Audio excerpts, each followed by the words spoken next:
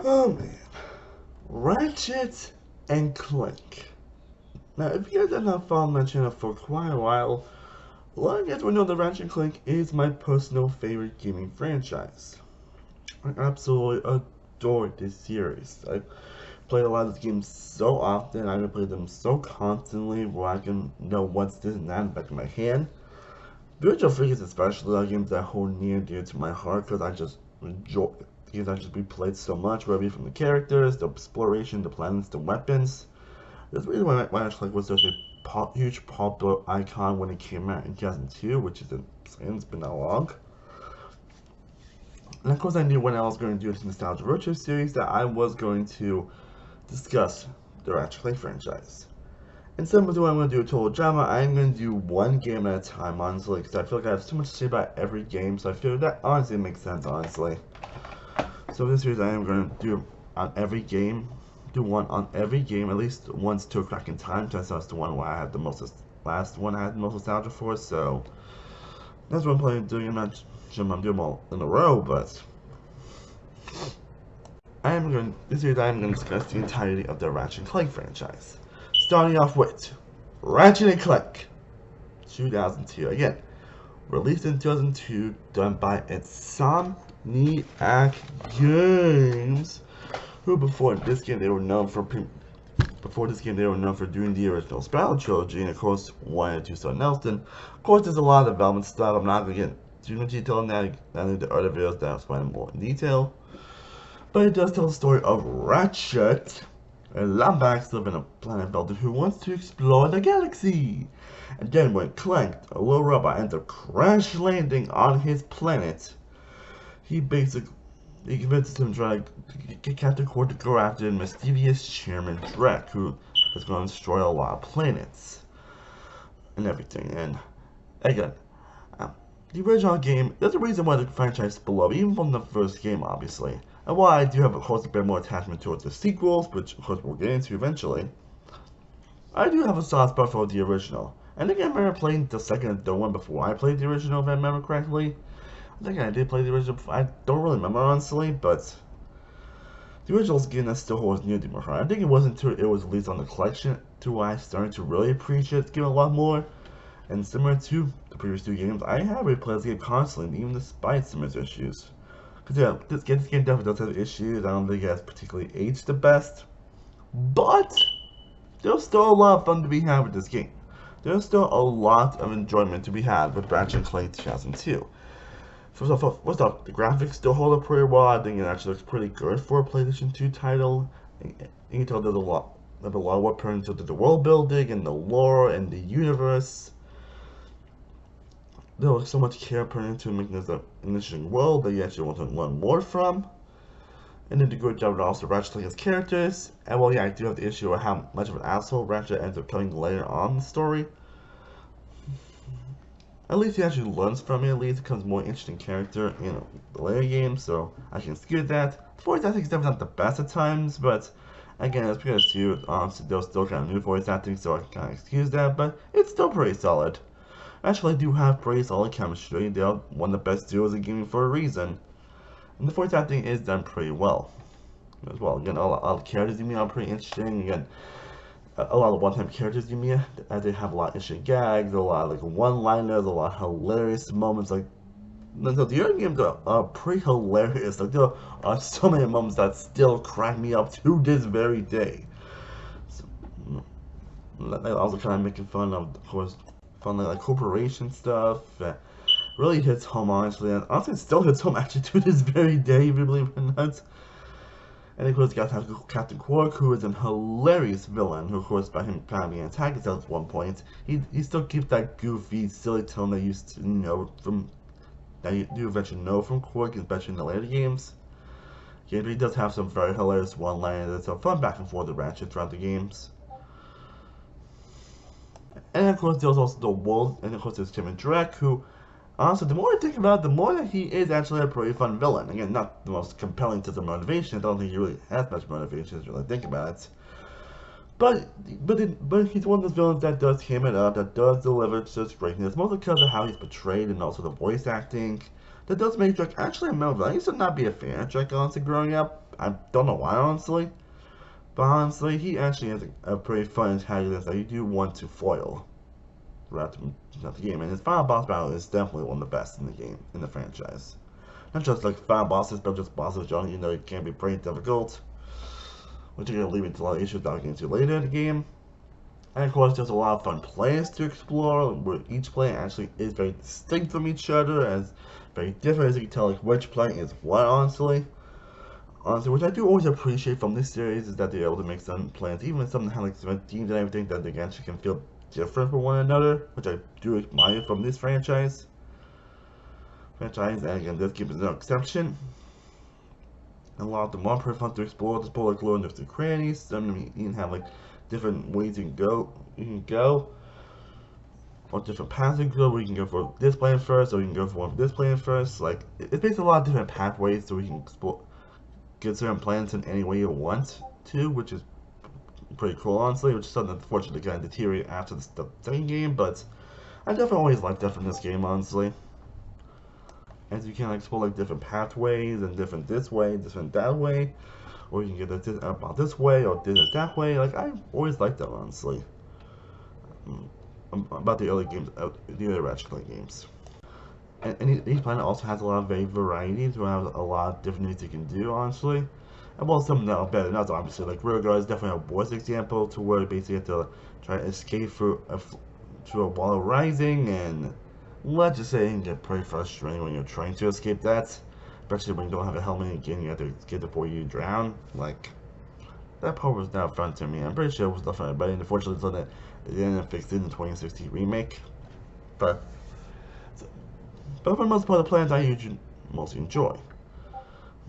Of course, you enjoy exploring as Ratchet. And there's also some points where you actually do play as Clank, where you have to like break these gadget bots and use these to explore different areas. And honestly, I always feel like indifferent towards Clank sessions, honestly. Like, it's one of those things where it's like, it's not my favorite thing in the world, but it's not like the thing I like dread coming to, honestly. And I know people like really hate a lot of these sessions, but yeah, I can obviously see why people would hate these sessions. But it is a nice pace breaker. The game's honestly where it feels like you're doing like the same things, and it can be fun, honestly. It's just something that's not my favorite, but it's not something I'm dreading either. If that makes any sense. It's like something I'm indifferent towards. If that makes any sense. And then of course you got the weapons, which are probably the most noble thing in all of these games, are the weapons that you use throughout the games. And while they'll still fit in the next, the first game still has a pretty good solid roster. Well, there definitely are a couple of dead weapons like the Taunter, though that's more useful for a glitch in Real Guard. Majority of weapons are pretty fun to use, like the Bomb Glove, the Barata, the Blaster, Glove of Doom, Mind Glove, Devastator, Morpho Ray, Decoy Glove, Drone Device, Tesla Claw, and of course, the Rhino. Rip ya! A new one. Which is basically the super mega weapon that introduced in pretty much a majority of these games. And of course, they are pretty fun to use in all these games. This was no exception. You made to get a certain amount of bolts to get to it, which is a lot. And the game also has a lot of fun explorations, where basically you can explore and get to certain things like the Arm Magnetizer, or the Map-O-Matic, or this and that gadgets, or just get like gold bolts, which you can use to do challenge mode, which basically is like New Game Plus, to where you can use those to basically buy gold versions of your weapons, which are basically like stronger versions of your weapons. Like, you can tell there's a lot of heart and soul put into this game, and each of the games has so much that you can do. Well, not being too long, obviously, but it definitely makes this game fun to 100%. Of course, like I said, this game does have issues. Again, it hasn't really aged the best. Of course, the lack of strength thing is another big issue in this game, and it still kind of is, honestly, to while I've gotten used to it. It definitely kept me a problem at times, especially when it comes to the later portions where you're trying to do platforms, but also trying to do this and trying to aim and everything. It can be kind of frustrating at times, not gonna lie.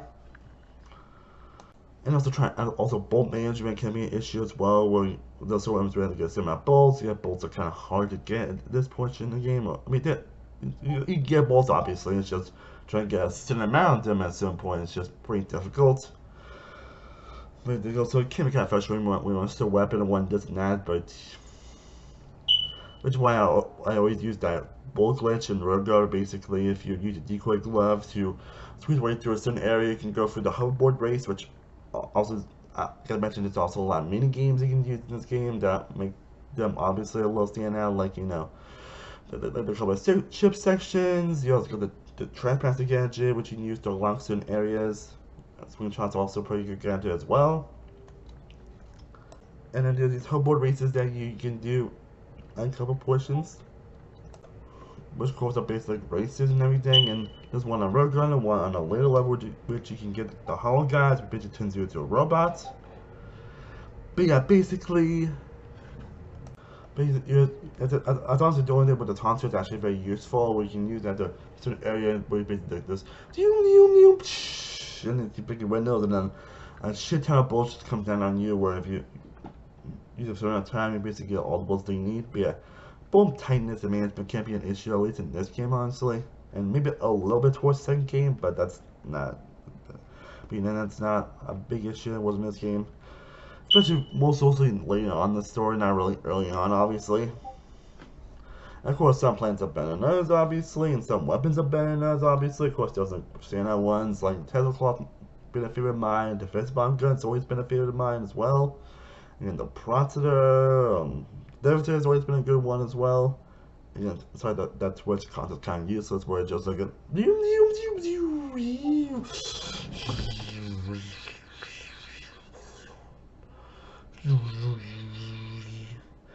And like I said before, there's a point where Ratchet ends up kind of being like an asshole after a certain story happened that I'm not going to spoil, but if you guys play the game, you know which portion I'm talking about. And basically, he kind of an asshole, and it kind of feels out of nowhere, and how he treats Clank at some point is like kind of doesn't make him very likable. I won't close once from it. It goes a bit too, and it kind of goes on a bit too long, to being honest. Just me, honestly. Also, one thing I do love about this franchise is the music. The music's always been an incredible thing in this franchise, and a consistent thing in this franchise, honestly, and this is no exception. A lot of the melodies I still get stuck in my head to this day. I think the Quran theme is definitely a notable one. But a majority of the music, which again also makes a lot of these players stand out. The bosses themselves are also pretty solid. The final bosses are pretty great final boss, obviously, and the fitting ending to the franchise, which leads to probably one of the most hilarious post-credit scenes in any game. Just see it to believe it, honestly. And once again, there's so much to do with these games, like so much you can accomplish with these games. Yeah, they're not the longest game in the world. You can definitely have the most fun games too, 100%. And they always put a big grin on my face whenever I come back to them. Even the original, again, despite the issues I mentioned earlier, obviously, I still have a blast whenever I come back to it. While there are some plans, some portions that are better than others, and again, the straightness can be an issue with bone management, and of course, Ratchet's character development. I would still recommend actually going to play this game if you want to get into the franchise. If you want to get into the series, I do recommend going to the original. It's not anything I actually really say, honestly, from live first games of franchises, but Ratchet Clank is one of the franchises where I do recommend going into the first game. Again, it definitely gets you excited for playing more, and they definitely do get so much better with the sequels, which again, the two sequels, Great Grand, I'll be also know, I'll do my top 15, 20, 10 favorite games of all time. Obviously, I think those definitely said that they create own videos, and I definitely do have a lot to say about those games. But I definitely still recommend the original Ratchet & Clank. It's a game that still means a lot to me. It's my favorite of all time. The first game is great. It's a very variety with its planet. It has some of the most hilarious sequences in any game. Again, I always sometimes forget how. Sorry. Sometimes I even tend to forget how hilarious the first game truly is, and I'm not wrong. So yeah, definitely play the original game, and it's definitely fun looking back on this original game. And again, I eventually do plan to do ones on the sequels as well, so I hope you'll enjoy. Let me know your thoughts on the original Ratchet Clank down in the comment section. And I also do plan to do a companion video to this, where I'm going to talk about my 10 favorite moments from the franchise as well, if you guys want to check that out. I am Cinema One World from Cinema One Productions. I will see you next time, as always. Stay cool, buddy. Peace.